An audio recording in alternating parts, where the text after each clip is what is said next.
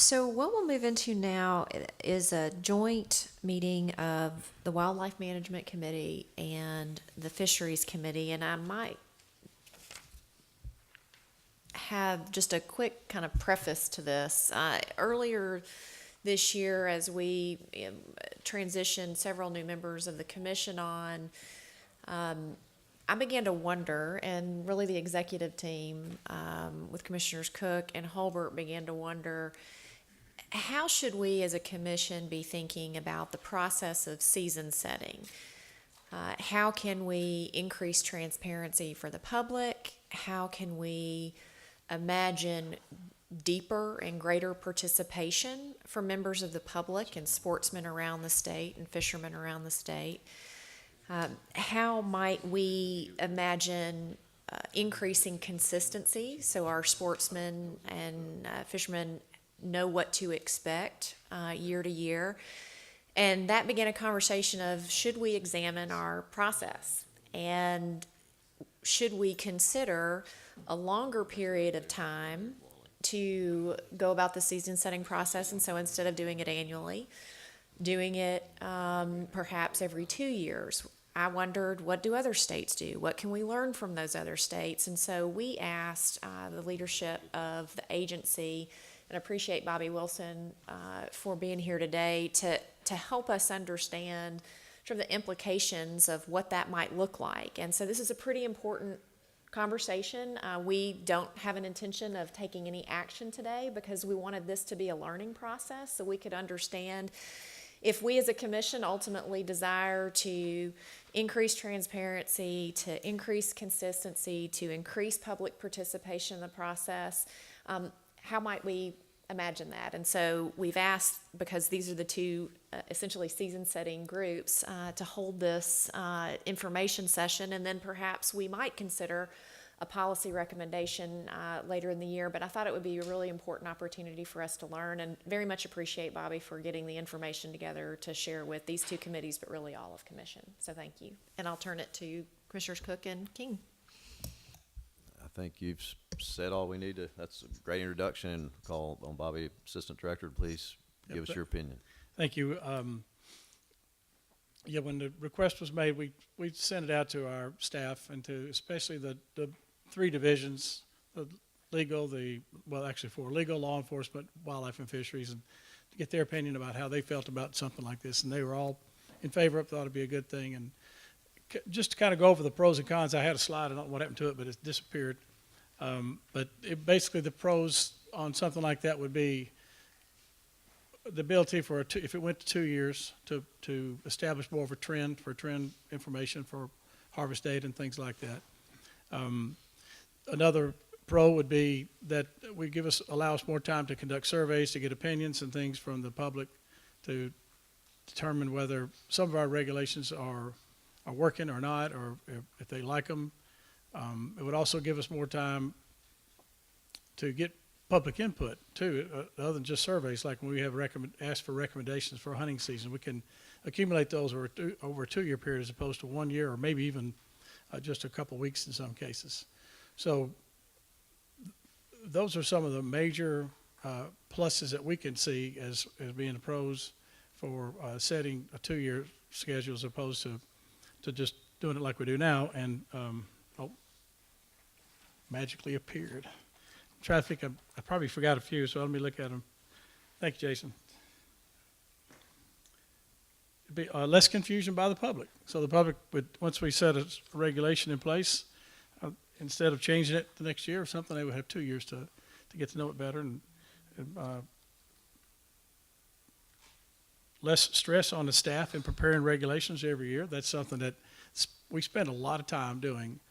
Our agencies, our divisions, when they prepare for making season settings, it's a very much involved process where I know the wildlife guys, they have a month ahead to get public recommendations and agency recommendations from the field. Then they have their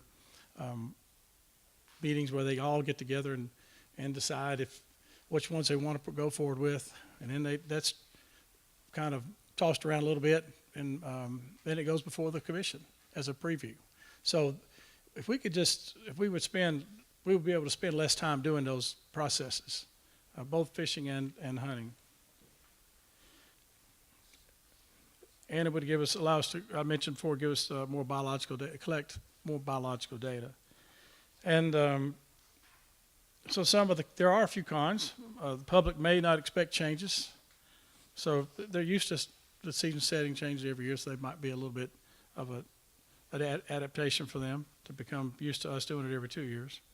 It's not really a cost savings because the guides will still have to be printed every year. I think some people think we can just put a guide out, it'll be good for 2 years, but the date changes. There are date changes that take place, obviously, from one year to the next. And the vendors that may offer to help pay for the cost of a hunting guide or something, put their money in there, one year may not want to do it the next year, or we may decide to go with a different vendor and raise more money for the next year. So those are some of the pros and cons, but I do want to point out that regardless of whether it goes to a 2-year season or not, this commission has the ability and authority to amend or change or create a new proclamation anytime they choose. So if something should arise in the course of the middle of it, say if we went to the 2-year process and the first year passed, we weren't going to do any season setting changes, then if something did arise, if it was a need to adjust a regulation for one reason or another, whether it was a drought or a flood or something, this commission could always make that change as they have done in the past. So basically, in a nutshell, our agency overall would support going to a 2-year season setting change. Well, thank you, Bobby. That was our thinking. Our discussion was that it seems like the agency spends a lot of time every year to, basically most of the time come up with the same recommendations. Not much changes, but there's a lot of effort put into deciding that not much would change. And we felt like maybe if you could, concentrate on other things and all the things you said, allow it time to see what the public thinks, see how it works, less confusion. Real important, the most important thing is what you said, that if something comes up, we can change it. A proclamation change can happen at any time. And so the other nice part about it too is that if we did it every other year, then we would alternate. The odd years would be fishing, and that's when you have the new commission coming on, and it just seems less confusing. Then the even years would then be hunting, when everybody has a bit more experience, aware of the issues, and might be more successful. Not that it's been unsuccessful, but Madam Chairman. Just a quick question. Can you share a little bit about what other states, have gone to the 2-year process and what that experience has been like? I was just getting ready to bring that up. I don't have the exact number. I think Director Carter had sent out a survey, but I don't think he's got the direct number. But there are several states that have either a 2-year season or some 3, and I think at least one has a 4-year, where they only change it every 4 years, season setting process. So there are several other states that do it. I don't have the exact number of those. Ed, do you recall, I thought isn't it about half the states have more than every year, something other than every year? As I remember, we got about 40 states replying out of the 50, and I'd have to go back and check, but I believe you're right. About half of those had 2 or more years in their season setting. Commissioner Stroud? Bobby, you mentioned one thing in passing, and that was our magazine. And the ad money that we get, you're probably right. It would probably, with a 2-year situation, a guy would do it, and that'd be about it. So I guess my question is there any other places by doing a 2-year situation, are we going to lose revenue?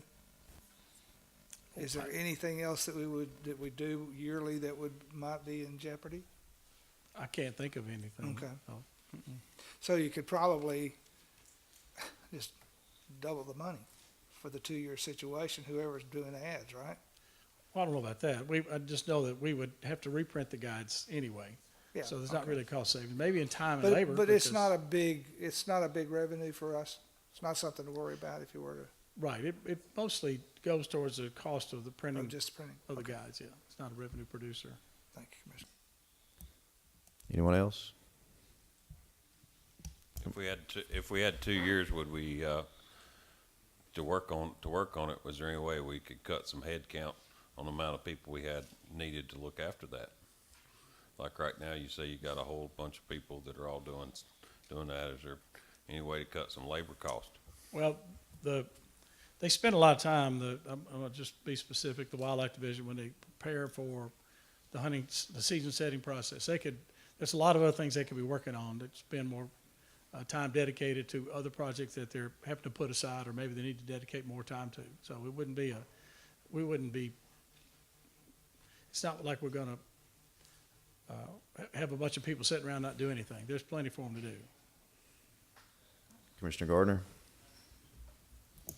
Yeah, I don't see us being able to do the 2-year hunting regulations just simply because of the migratory bird. I mean, that's part of the document. Is that correct? It is. The dove and duck in particular.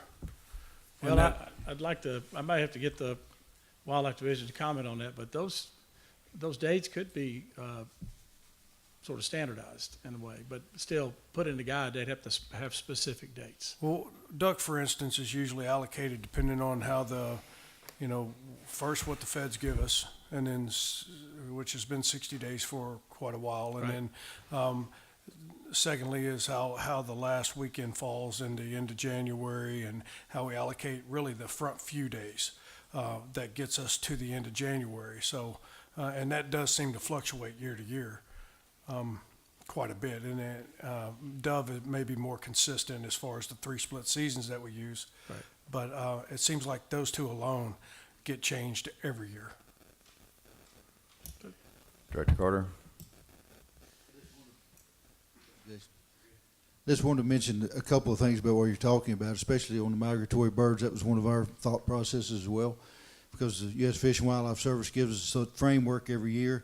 But talking to our members of the Flyway Council at their most recent meeting, they felt that outside of some major catastrophe, a huge drought that really messed up the breeding grounds in Canada or something, they didn't see any major changes coming in what would be number of birds, and especially number of days.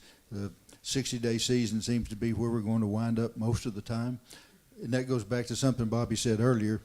If, in fact, the commission went forward with setting those seasons, and we generally set the waterfowl season at a different time than we set the regular hunting seasons. So when you're putting those together, you will always have that opportunity, if that did happen, to change that proclamation. And usually we print a waterfowl guide aside from the regular hunting guide, and we've talked about combining those for cost savings as well. But anyway, you have those options even if you go that route.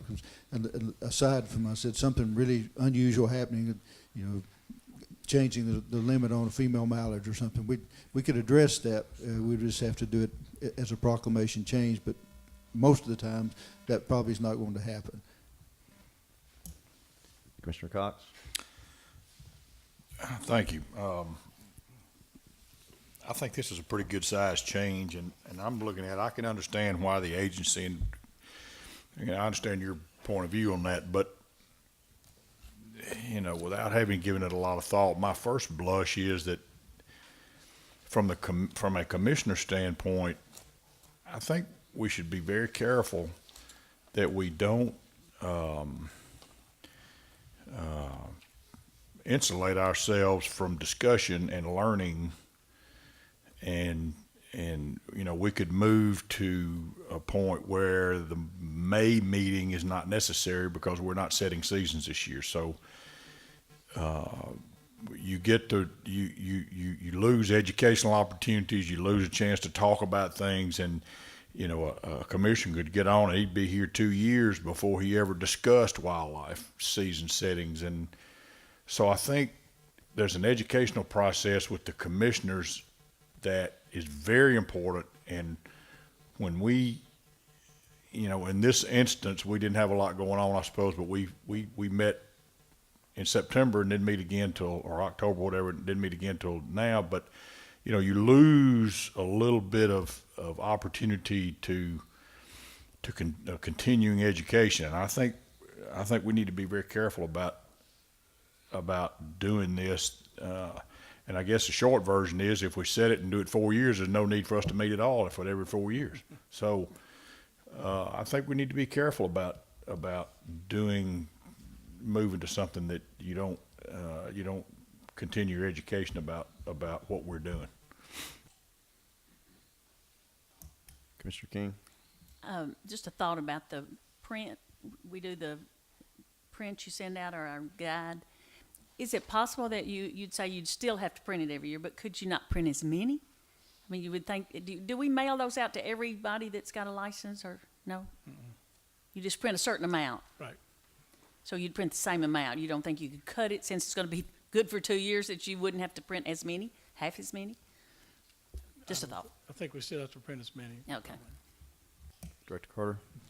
Just want to comment one more time about timing and so forth. And we're obviously, this is a commission call. We've operated with a 1 year thing for a long time, but in looking at some of the things, if we went to a 2 year, what that would mean, and as you say, alternating between fisheries and wildlife, a May meeting would not necessarily be the season setting meeting under a 2 year time frame, because all year long we would be gathering information.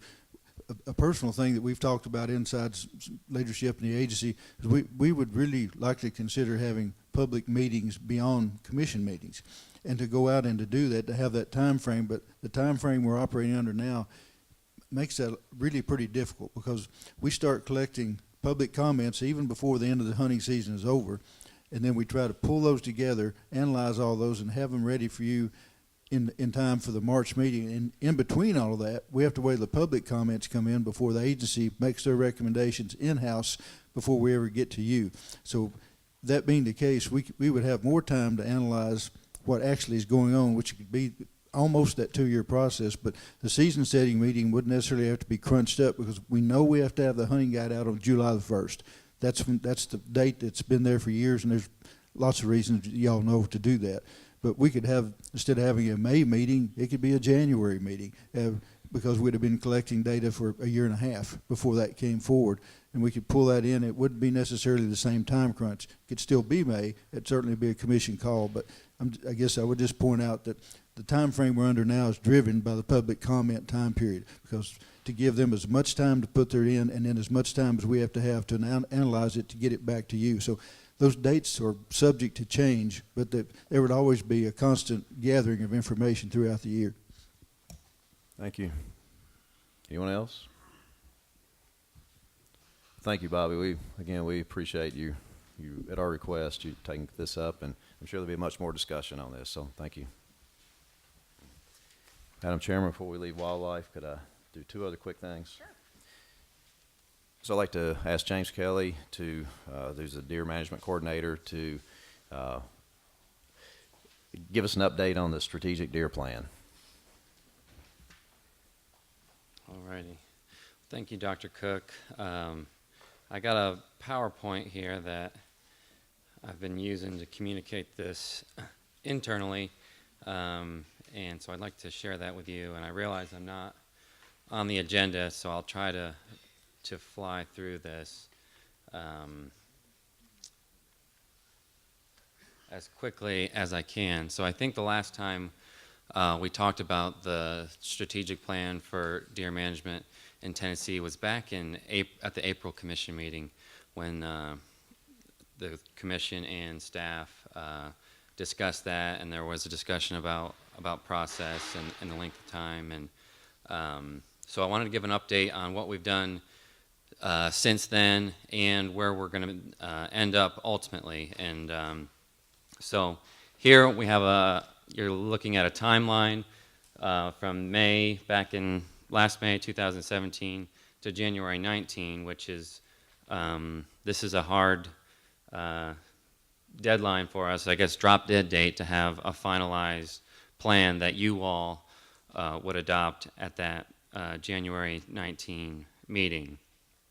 So given that hard deadline, our internal deer team came up with our own drop dead date that for a plan that we kind of put our blood, sweat, and tears into, that we could then vet internally and then with the public.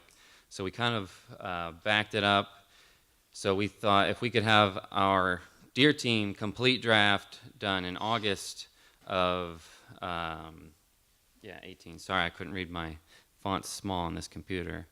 And so that would when the Deer team had their complete draft, and then we would share that with our leadership, and obviously they would be engaged prior to that. And then we built in a preview of the plan to you all to get comment, and a public comment period, and then time for us to revise. And so this is kind of the back end of the plan. So again, August 18 would be our internal Deer team kind of drop dead date. So that's conservative, and we could borrow from those later months if we had to. So that's kind of the back end of the process. This kind of standard plan adoption steps. So we've budgeted that amount of time for that process. And very quickly, I just wanted to talk about what we've completed previously as a Deer team. And again, so our Deer team is a group of biologists. We had a regional biologist. We have a biologist from our private lands program. Brad Miller, our elk coordinator, who has deer, who was a previous deer program coordinator in another state. We have some of our forestry program leader and a representative from biodiversity. And so we have a lot of different interests within the agency on the Deer team. And so back in May, there was a lot of healthy discussion internally about the different roles of different members and developing a charter. And so in the Deer team, our major charge is developing a strategic plan for deer management in Tennessee, and then subsequently implementing those plans. So that was back in May, and while we were, finalizing the team or whatever, we were still doing several exercises internally, moving towards this strategic plan and producing a lot of really good content. We've had some trainings, and we've done listening sessions with our land management staff in pertains to deer management. So that's some of the stuff that we've done as a team internally, and also during that time, just getting to know each other.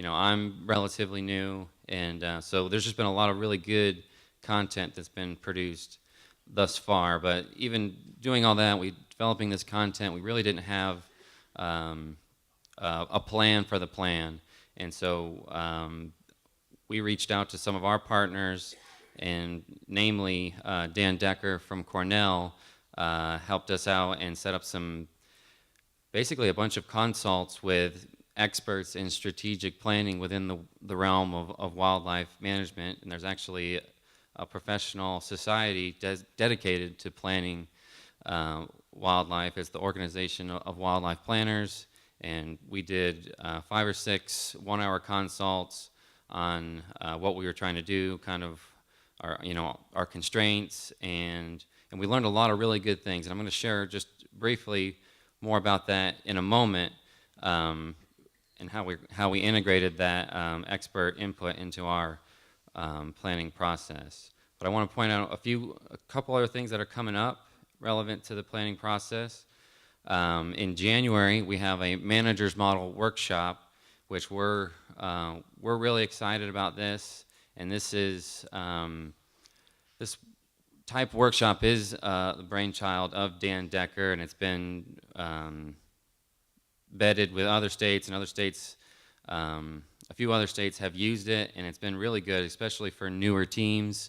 And basically what this does, the outcome here is a common understanding of the systems the system that we're working in. And there's the ecological, and then there's the sociological component, and it's multifaceted, and it's a 3-day workshop. We're all going to be bunked up together, and it's aggressively facilitated. It's a pretty rigorous workshop and it's shaped like a keystone here intentionally, because we believe this is going to be the keystone to the planning process, and it's going to identify a lot of the content that we're going to address in the strategic plan. And another thing about the manager model workshop is we identify the current condition of that system that we're working in, and then the desired future condition, or the vision. And so once we get to plan writing, we can start to fill that gap between current condition and desired future condition. So, and then another thing that we have upcoming is the Southeast Deer Study Group, which is it's a professional meeting for deer biologists in the Southeast and beyond. Deer biologists from all over the country come to it. So it's essentially a research conference, but the host state, it rotates within the Southeast, and it's our turn to host this year. And so what we've done is we've integrated that event with the strategic planning effort. And let's see if my PowerPoint skills will pay off today. We made the theme of the meeting basically the state deer management system. We've invited several high-profile speakers to come, some of the thought leaders in state agency deer management. Mr. Shonda, forgive me if I'm not pronouncing that correctly, mentioned the Wildlife Management Institute. Their president is going to be our keynote speaker for that event. He's audited a bunch of different states. His organization has audited a bunch of different state programs pertaining, their programs and several just specifically deer programs. He's going to be sharing about some of the themes from what he's learned from auditing all these different programs. So really, we're really excited about this meeting. If you want to learn more about it, the standing website for that group is sedsg.com, and there's a link there that goes to this year's event, and you can learn more about the meeting that we're going to be hosting. And we'd love to see any and or all of you there. We have a lot of people who aren't biologists, that just deer enthusiasts that come to that meeting every year.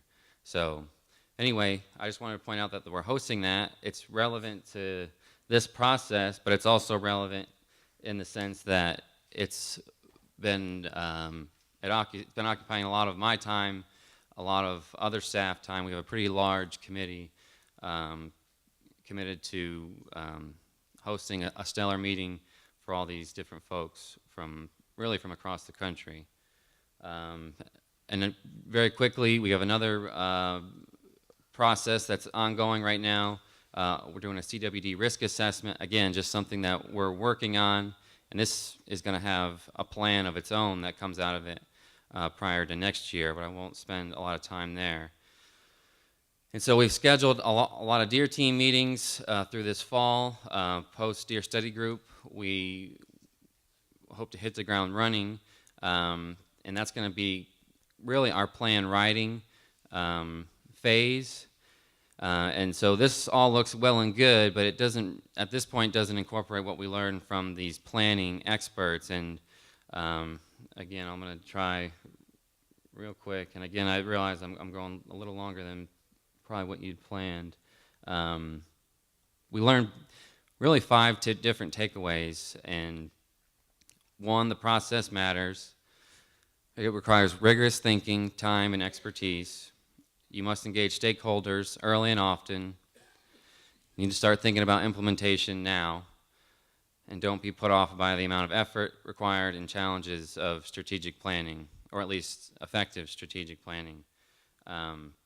So we want to incorporate this, and really what everyone we talked to said, you need to engage stakeholders. And this is, and you need to engage stakeholders, and you need somebody who knows what they're doing, because it's really a dance. We want to be able to meet their needs, but we also, we don't want to overpromise and underdeliver. So we need a third party to walk us through that. And so that's where we are now. And as a team, we decided we need to bring somebody on board, and our leadership agreed with that. And so we have a meeting scheduled here in the next few weeks to get that process started with a third party. So that's kind of where we are now. Let's see. We're planning the stakeholder engagement And so we're getting that, we have this meeting with a third party who's a, public involvement, outreach, stakeholder engagement, strategic planning expert, and they're gonna, kind of get a feel for what our needs are, what our constraints are, and develop a refined plan development process where, during this plan writing or plan development phase, we're also engaging stakeholders, and the end goal is, be able so that they're bought in to the plan, and because ultimately we're managing the resource for the citizens of Tennessee. So we want to make sure they're engaged in the process.